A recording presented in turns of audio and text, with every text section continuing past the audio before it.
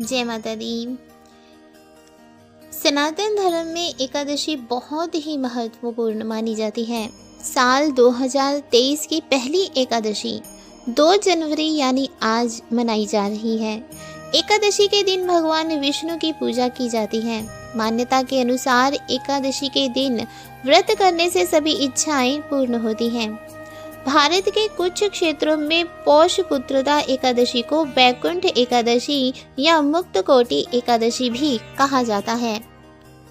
पौष पुत्रदा एकादशी साल 2023 की पहली एकादशी है। पौष पुत्रदा एकादशी से महीने की शुरुआत काफी अच्छी होने जा रही है।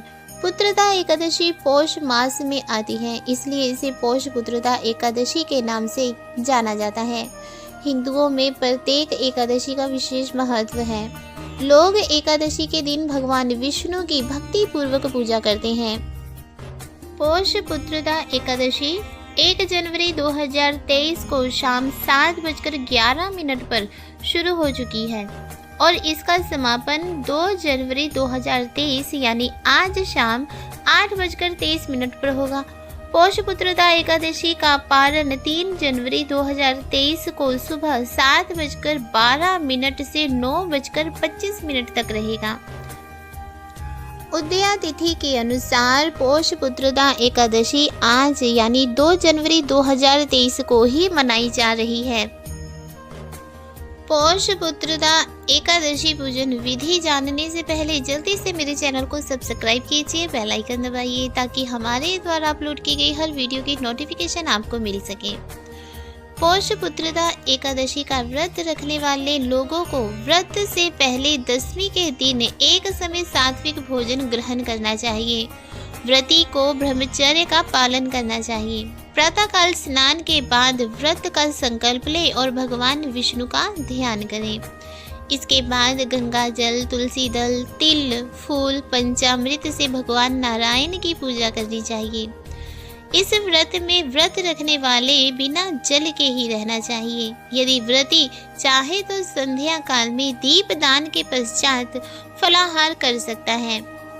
व्रत के अगले दिन जिस दिन द्वादशी हो उस दिन किसी जरूरतमंद व्यक्ति या ब्राह्मण को भोजन कराकर दान दक्षिणा देकर व्रत का पालन करना चाहिए। पुत्रदा एकादशी का बहुत ही बड़ा महत्व है। पुत्रदा शब्द का अर्थ है पुत्रों का दाता और ये एकादशी पौष में हिंदू महीने के दौरान आती है। इसे पौष पुत्रदा एकादशी के नाम से जाना जाता है। साल में 2 पुत्रदा एकादशी आती है। पहली पुत्रदा एकादशी पौष मास में और दूसरी पुत्रदा एकादशी श्रावण मास में आती है। ये एकादशी मुख्य रूप से उन दंपतियों के द्वारा मनाई जाती है जो पुत्र प्राप्ति की इच्छा रखते हैं। जो भक्त बड़ी श्रद्धा और समर्पण भाव से व्रत रखते हैं, भगवान विष्णु भक्तों को सुख, संपत्ति और सभी मनोकामनाओं की पूर्ति का आशीर्वाद देते हैं।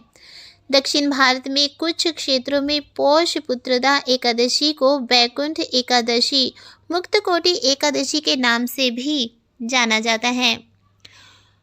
पौष पुत्रदा एकादशी के दिन भूलकर भी क्या क्या गलतियां नहीं करनी चाहिए उसको ध्यान से सुन लीजिए।